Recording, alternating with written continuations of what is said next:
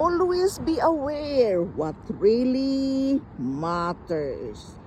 This is just a share to remind us what is really matters. We have to appreciate that.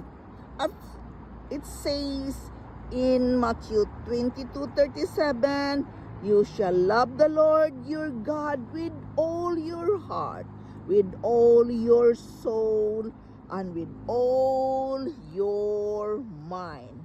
That really matters because God created us, God bless us, God is with us all the time. God look at your heart. He is not looking for people who have perfect behavior. He is looking in you, who is His child. You are the child of God.